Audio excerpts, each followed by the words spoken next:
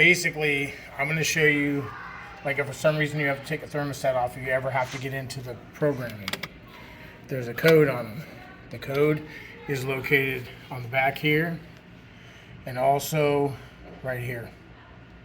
Okay, the model number and that code, that 4-digit code. That's so you can get into the installers if you have to. Okay. These things do not require batteries. They're all on a common. If you come up to a thermostat and it is blank, that means there's a problem with the unit. It's not generating 24 volts for whatever reason. Okay, just so you know, there's a problem because. And that's the rooftop unit? Yes. Okay. Because the battery ones, there could be a problem. Yeah. The batteries are keeping the display on. With these, if there's a problem, like I've got 5, I've got to go look at because it's blank. So there's a problem with that unit, which is kind of nice. All right, so basically, I set a basic program for now. To get to the program, hit menu, edit schedule, and you can use the scheduling assistant, okay? And then if you want, you don't have to select yes, and then you can go through and select what days you want to edit. So let's say I was trying to edit Monday through Friday. So make sure they're all checked. Hit next. It'll ask you how many periods you want to schedule. The periods being when you're occupied and unoccupied because they're set up like a commercial stat. Okay. Occupied is like whatever the school's hours of operation are when people in the building. Terry told me to put 6 to 4, so 6 to 4 is what's there. At some point, if you need to change that, that's how you're going to change it. So basically, how many schedule how many periods? 2, which I've already had that set up in the programming. When does the building open? Okay, and I hadn't set this one yet. So we're saying 6. And then it's going to say when does the building close, and we're saying 4. Then we hit next. Now, when the building is open, what temperature do we want to keep? And Terry told me 72. And then when the building closes, he said 78. So you would just adjust that desired temperature. And you can adjust the heat and the cooling separate. But bear in mind that these always have to have at least 3 degrees of separation, meaning I could never put the heat at 75. Not that you would, but I'm just saying it's going to force it to be spread at least 3 degrees of a dead band. Okay, so when you're done and you like what you see, hit next. It'll ask you about the fan. You can actually program the fan to be on auto or on. In a commercial building, when you guys are here for fresh air requirements, it's supposed to be on. So right now they're defaulted to on, okay? And then when it's unoccupied, it's only set to cycle the fan when the unit runs. Okay, so I'm saying yes. If I said no, it'll bring up occupied period. How do I want to do the fan? Do I want to do it auto? Do I want to do it on? So, I mean, it's pretty much how it was already set. Okay, unoccupied, do I want to keep them on 24 hours a day? But we don't, because nobody's here, we don't want to just continuously run the fan, okay?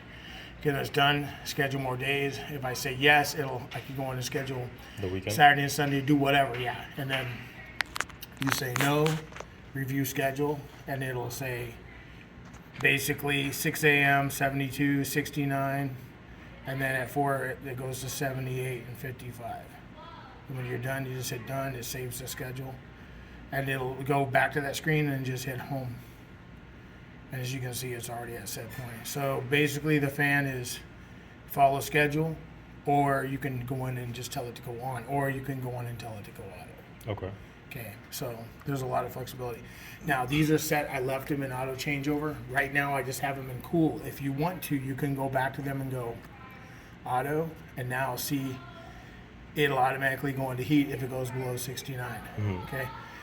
If you don't want to utilize that function, like in the summer, then just go back to cool. I personally like to use the auto feature. Once you get the temperature set, then you lock the thermostat. Nobody will have to mess with it. Right. So, and then off, obviously, if you're for whatever reason don't want the fan to cycle at all or do anything, you hit off, and it won't do anything. So just in case for some reason you want to turn the system off. Okay, menu. In the menu, you can edit schedule like I showed you. If you don't want to edit, you can just hit the view button and it'll go through and show you what your program is. Holiday schedule, if you get holidays. If you want to go in and set special temperatures for the holidays, you can do that. And all of this can be done too. Once they set it up on Wi-Fi, or once you get it set up with the IT, it can all be done on your phone. You don't even have to I would just download an app? Yeah, you download an app from Honeywell. The thermostats get registered with Honeywell, and then you can literally set up email reminders. Like if a thermostat has a problem, and if it loses comms, the system, like Honeywell, will be like, hey, we haven't talked to this thermostat. We lost connectivity. Something's going on. Okay. And it could be just lost connectivity with the Wi-Fi. It could be that the thermostat is blank, it's dead. It could be anything. And then also you can set like alert parameters. If for some reason the building temperature goes over 83, 85 degrees in an area, you can be like, okay, something's definitely wrong with that thermostat because it should never get to that temperature. Yeah. And you can get somebody out to look at it, come look at it, do whatever if you need to schedule somebody. So, but they've got to get set up through IT. They've got to get added to the network first because it has to have a way to communicate. Right. Once it's already in the network, is it possible to change all of them in a batch? Okay. Yeah, you can go on and look at every last one of them. And what you can do is see, what I've done for you is this. When you get to the point where you're like, okay, these classrooms are this RTU, these are this RTU, you can actually go in and give them unique names like class 1, 2, 3, whatever. Yeah. Lunchroom, like the units 2, 3, and 4 in the cafeteria. That's two. So you can have a cafeteria 1, cafeteria 2. You can whatever like makes you happy. You know what I mean? So it's a descriptive thing, so okay, it's over here. Like, because if I say, hey man, RTU 61, unless you know the facility and this roof, which eventually you're going to be like 61. Where's that? And it's back in that corner on the northwest corner. Okay. Right. It's one of the brand new 6 tons. All right. So holiday mode, which is what we showed you for setting the schedule. Okay. Equipment status. It will tell you if the equipment's currently cycling. Right now it's on, so it actually has a cooling call, and that's so you know if the relays are locking. That one you'll almost never use because it's diagnostic. Date and timer, for some reason, you have to set the date and time in them. You can go in here, and it's pretty self-explanatory. Time or date, hit it, and then hit next, select, and Change the date that way. Yeah, and just do it like that. And this is touchscreen, so you don't have to always use these for the dialogue. You can literally touch it. Oh, okay. If that's what you want to do. Okay.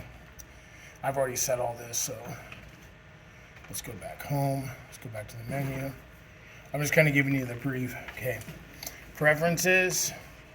You can set up filter reminders, whatnot, service reminders. Fahrenheit, Celsius, if you wanted, you can change the clock. Like right now, I have the clock defaulted to 12 hour because we're not on like military time. But you can go in and change all that. Display options. You can change the backlighting to be on all the time or just only on demand. I recommend to only, because they're distracting, it draws attention to them when they're lit. People are like, hey, it's lit, it's a screen, let's go Let's go mess with it or something. Okay, screen contrast, you can turn the lighting up and down on the back screen, which I'll show you. So you can actually lighter, darker, whatever. Like really it's kind of, you can see kind of the contrast, but really it doesn't, it only kind of affects it when it's light or dark. Because like if it was really light in a room and you were having a hard time seeing it, or if it was a dark room and it was just too bright, you won't really run into that too much. Okay, and then let's go back home here. We're gonna go to, let me go back. I'm gonna go all the way back. Okay, clean the screen. It starts a timer if you're gonna touch them. It'll literally like not take any input from the screen for that time. Sorry. Hey, Terry, I'm with it. Goose up. All right. Anyway, so that covers that. I'm not going to hit it because it'll give us a timer if we do it. And then security settings. Okay. Now, you can change the lock mode from here, and you can lock the screen. So, like, if you don't want to put a pin in yet, but you just want to lock the screen so kids can't go by and touch them, you can literally change the lock mode. So locked, unlocked, okay, partially locked, fully locked. Okay, right now they're defaulted to unlocked. If you go fully locked, right, and so I do done, and I'll do this. So now it's locked. So now if I go home, see, I try to touch it, try to change things. It'll let me go up here, but it won't let me adjust any of this. And it won't, I literally shouldn't let me show you. Try to change modes. It won't let me change modes or anything. So that's like I would call that like a first level security, just to keep people from touching it and changing the display. All right. So And then go. partially lock lets them adjust the temperature? Yeah, we'll let them adjust the temperature, but won't let them do certain other functions, okay? And there are, so here's the thing, is you can go in and you can literally set these to have them in max temperature. Meaning, because the teacher could go, like right now, like if you have them where they can adjust the temperature a little bit and kind of give them a little preference, okay, it's too cold, 72 is too cold, or whatever. Or I'm just burning up in the class, whatever, and they want to turn it to 70. I don't dictate that, obviously. Right. But you can go in and make a decision and go, okay, you can make it so that it never can be set below 70, and they can push it as many times as they want. Will never go below 70. Same thing with the heat. You can give it a max heat. So they can never be put above, like somebody goes crazy and says, oh, I'm going to make it 90 degrees in here. It will not allow that. It will literally say stop it at whatever point of view that, hey, 78 is warm enough in this room, 76 is warm enough. You can actually program that yourself at some point. Okay, so you gotta make a decision anyway. So And all of these settings I can do online too. yeah, and you can do all that from online, which is actually better. You don't have to go to every thermostat. So going back to the this in the menu is available because right now it's locked. So I had to change the lock mode.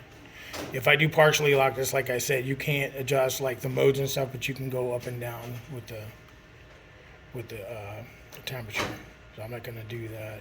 I'm going to leave it unlocked for a sec. I want to show you. So here's the thing. Be very careful with this. You can lock yourself out. I used to be, you probably can still do it online. And I say probably because you have to go into the app.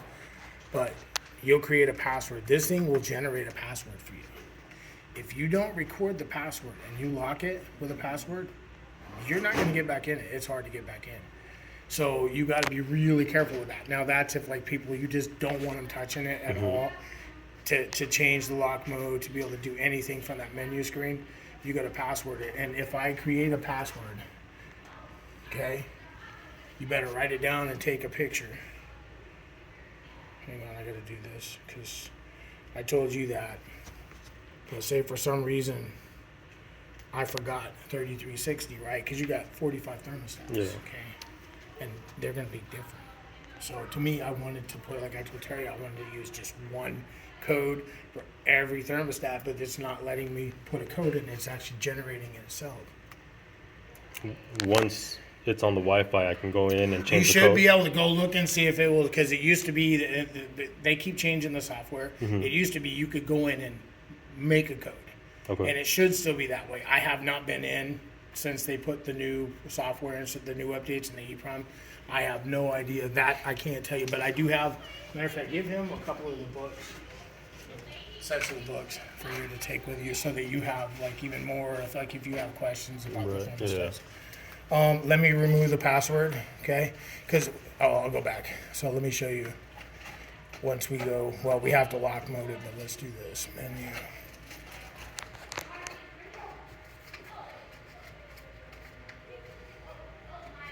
No. Did I go back? Yeah, I did. Right past it. All right. So now for me to go in and change. Thank you. See, so this is where your password comes into play. Because if I engage lock mode, in order to disengage lock mode, like that fully locked, I've got to come in here and put that password in. Okay. So it was 3360.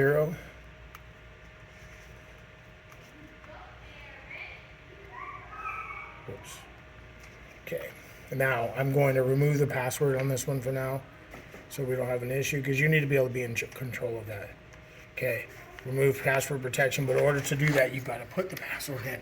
Yeah. If I had locked it while I had the password enabled, had I done anything with the password enabled, I would have had to have gone in with the password to disable that. Does it generate the same password, or does It is. I've tried it a few years on this new prom, and it keeps generating the same password. So the problem is when somebody knows it, you just can't give them to anybody, because then you lose control And the biggest reason for the passwords is to stop people from going in and unlocking, changing the lock mode from Yeah. fully locked to unlocked. Okay. Anyway, so going back, continuing on. Now, not that this is something you're necessarily going to get in, but at some point you may. Okay.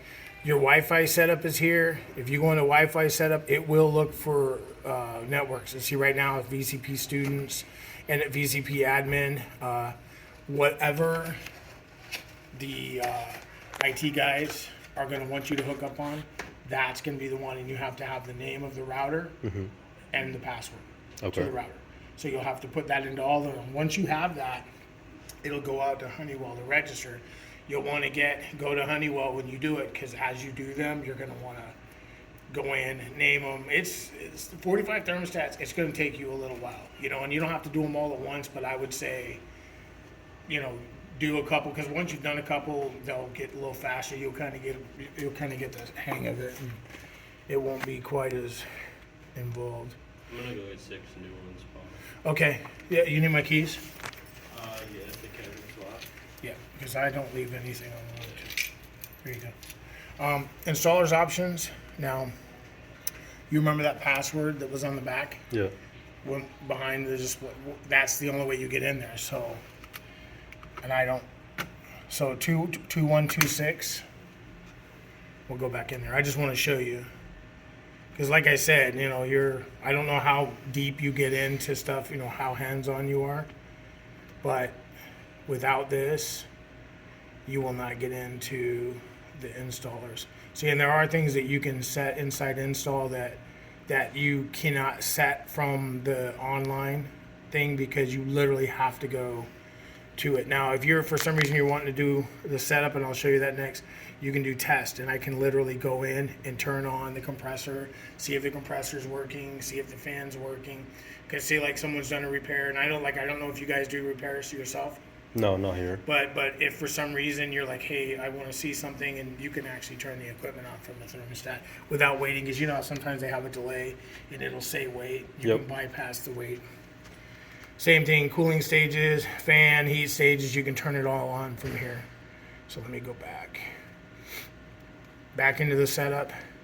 This is where I basically set up for commercial. We could do residential, but it's a commercial app. The real difference between commercial and residential in these thermostats is in occupied, it forces fan operation for fresh air, for ventilation. But I'll just step through a couple of things. But you can actually go in here and put some names in the thermostats, but it will not let you put a unique name in it. If you want to put a unique name in, you will have to go to the online. I left them all defaulted to thermostat. I like to put unique names in, but like I said, there's not enough names. 45 thermostats, I couldn't. Yeah. I would like to have had thermostat 1 or RTU, and it used to be you could put in, and some of them you can put in those like at the thermostat, but on these you have to do it on the online. Okay.